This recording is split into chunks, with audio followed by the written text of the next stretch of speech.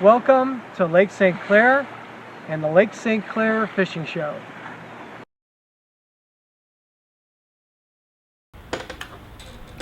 Okay, let's take a look at tournaments coming up this weekend for Lake St. Clair Fishing Show week number 4 for Saturday, July 6th. I'm not aware of any Lake St. Clair tournaments, any large tournaments. Again, I want to remind you, if you run tournaments and you would like us to talk about your tournament on Lake St. Clair Fishing Show each week, please contact us at info@lakestclairfishingshow.com and send us your details. And if we can cover it, we'll give a mention to your tournaments, and we'd also like to get your results if you can. We appreciate any effort to make it easy on us. So Saturday, here's something interesting. This has been going on a couple, 3 years, but it might be something some of you want to do. Nothing on Lake St. Clair again, but out of Lake Erie Metro Park, Saturday, July 5th, we have the Great Lakes Largemouth Tournament.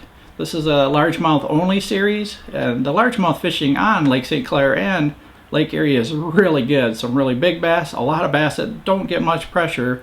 So if you want to try something a little different, they're launching out of Lake Erie Metro Park on Saturday, and we'll put up on the screen some information you can find on the GreatLakesBass.com Opens tournament section. You can just go to GreatLakesBass.com/opens if you want to try to find what's going on in the upcoming weeks.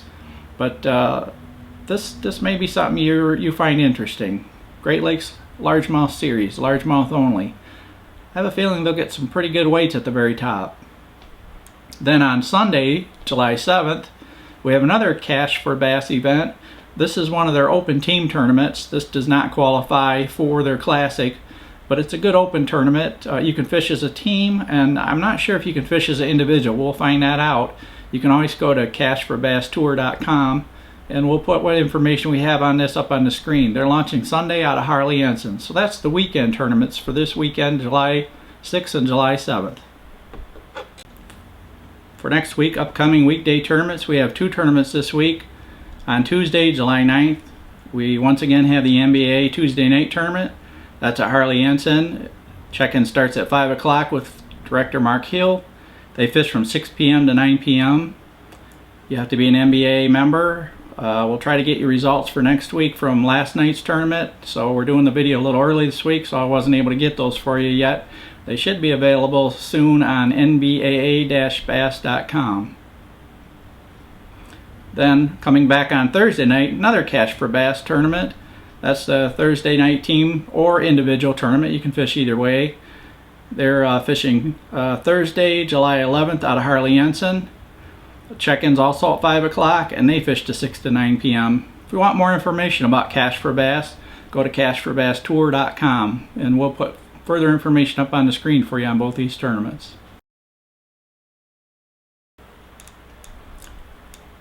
The first good-sized tournament was another Cash for Bass tournament. This was Saturday. It was June 29th. This is one of their tour events that qualifies for their championship.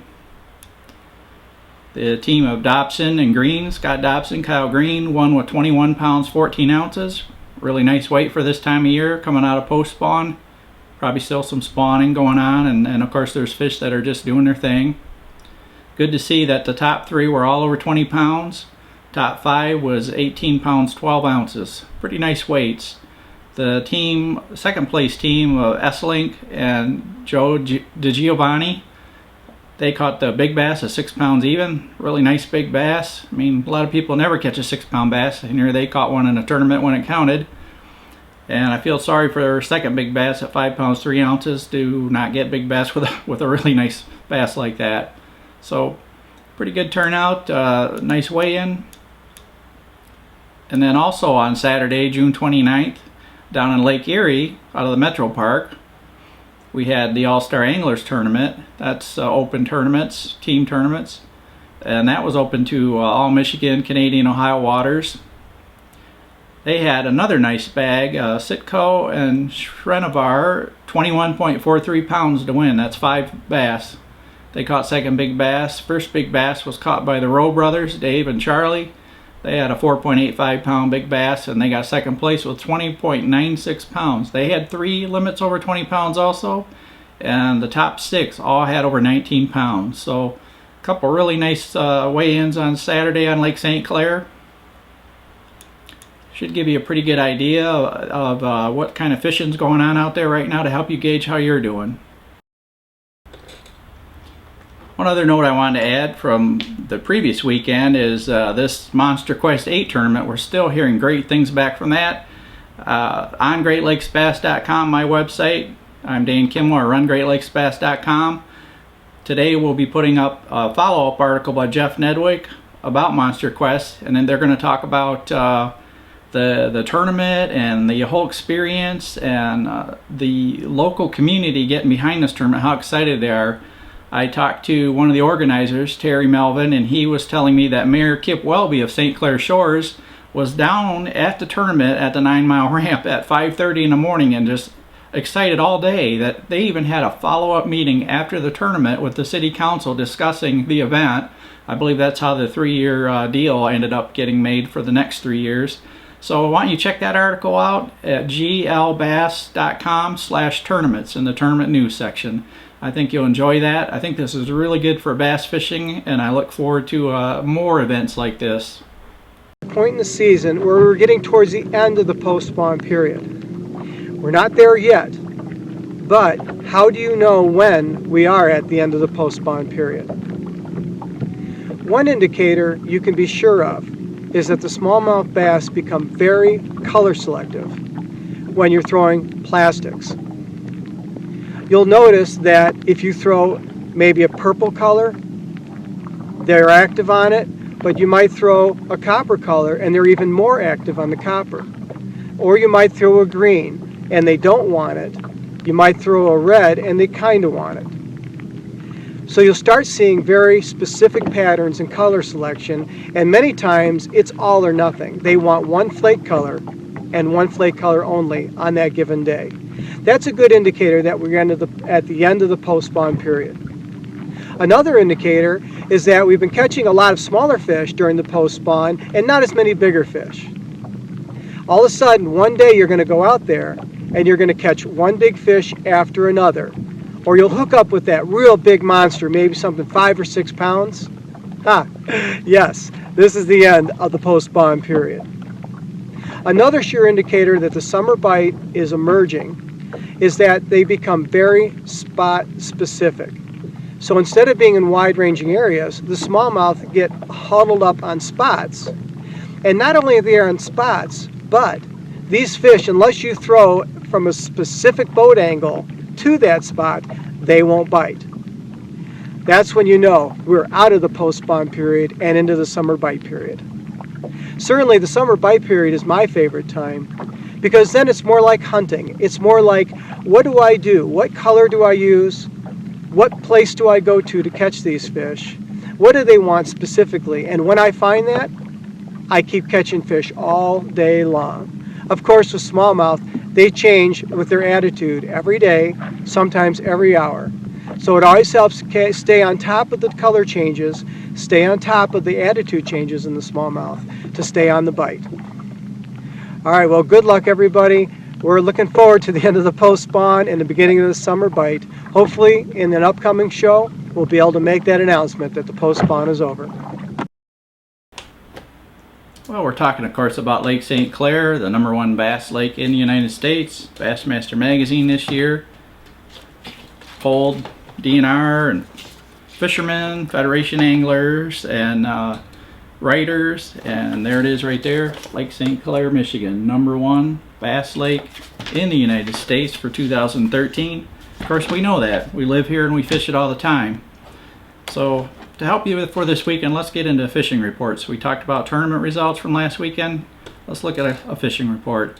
One of my favorite members, Fiker, well, they're all my favorite members, but he and a partner fished the South Shore, Lake St. Clair, from 7:30 a.m. until 2 p.m. They fished between Askins Point and Pikes Creek on the South Shore, both very well-known large bass habitats, and they caught 39 bass, and a lot of them were in the 16 to 18 inch range. That's Canadian water. They did call can pass, said it took less than a minute. That's good to hear.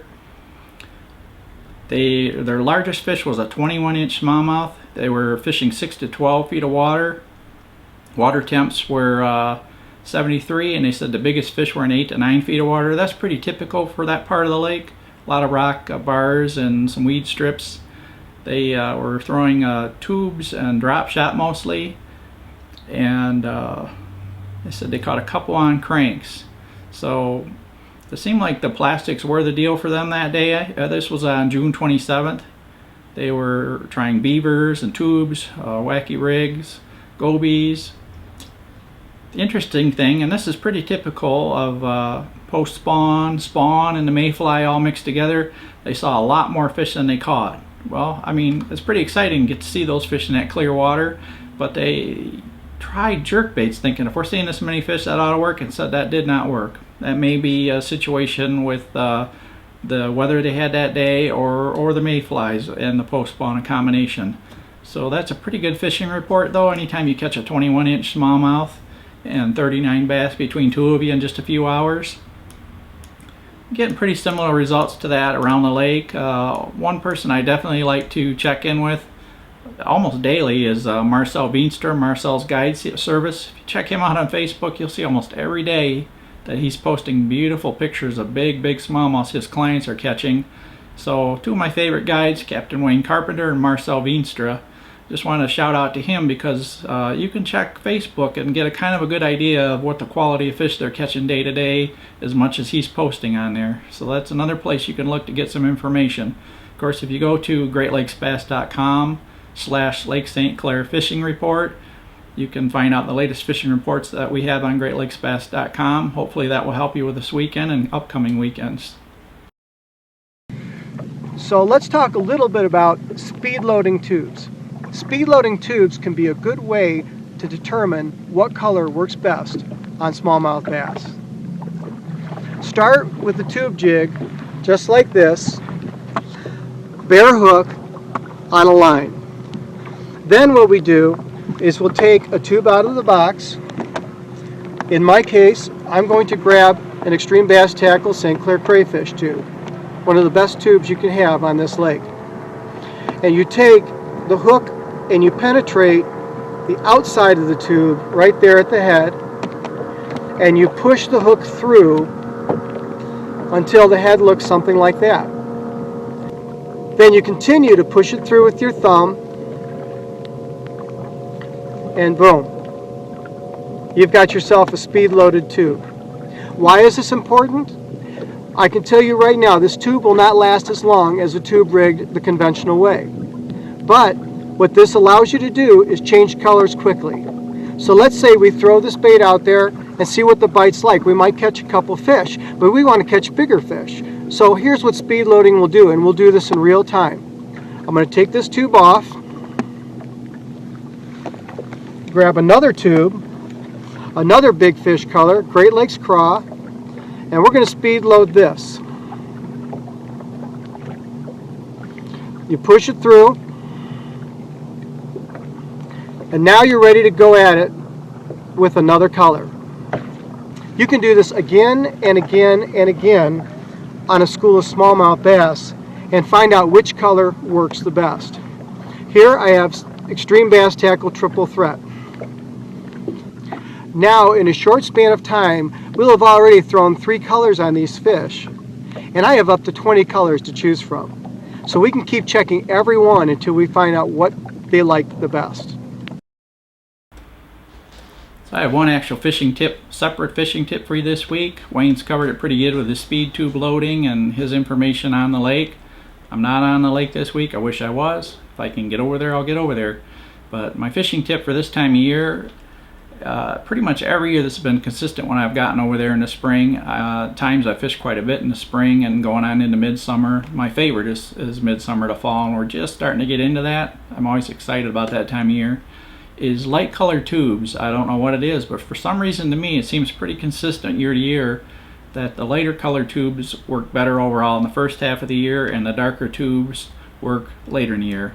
I pretty much go by a simple rule: white first half of the year and then green second half of the year. Now I get bored easy and I'm not the most patient angler, just ask any of my partners, but that's my general rule. Now white could be emerald chain or hologram, that's one of my favorites. Sand colored tube, another good tube, or say the mayfly, a little bit darker. Maybe Worst case, if those are catching a lot of small fish, and that's a good indicator that it's not working that day, whenever that happens, I change. I would go to, say, Canadian Mist or Erie Goby. The last few years has been my personal hot tube on Lake St. Clair, and that seems to work pretty good for me overall. It catches the numbers, sometimes it catches bigger fish, but that key is if you're catching just a lot of small fish on them, that's a clear message that that's not the day to do it and you want to go darker. Most of the rest of the year I would pick Formula G3, which is my all-time favorite tube, pretty much everywhere, but especially Lake St. Clair, or Green Pumpkin Copper. It can be really good. Anybody who fishes a lot of smallmouth on the Great Lakes knows that's an excellent color quite often. Or a lot of times I throw St. Clair crayfish, and when they're still bedding I will throw St. Clair crayfish a lot. So that's kind of my tips for this time of year for smallmouth bass fishing. I think if you try that light to dark transition, and you'll find out pretty quick if it's working or not. You're either going to catch nice fish or you can catch small fish when you start out light. But year in and year out, that lighter tube has been the numbers and the size tube for me the first half of the year. So that's my tip for this week. I hope you get out there and get the chance to try it. And hey, you know what? Get on greatlakesbass.com/forum. You can join, it's free, and share some of your tips with me because I know some of you catch a lot more fish than I do. Thanks and good luck this week. Another way to speed load is with the drop shot rig. My drop shot rig has a pencil weight and an octopus inline circle hook. Now you can add drop shot tubes to this just like live bait. We wanted to find out what color the smallmouth bass want today. Here's how easy it is. We're on a spot that has fish. So let's pick a color out of the box. In this case, Great Lakes perch. And we will load it up on the drop shot just like that. Throw it out, fish it. Find out what the bite's like. Maybe we don't get bit this time. So let's grab another color. Here is Extreme Bass Tackle Bluegill. Put that on the hook. Throw it out there. Maybe we get bit, maybe we don't. Let's try another color.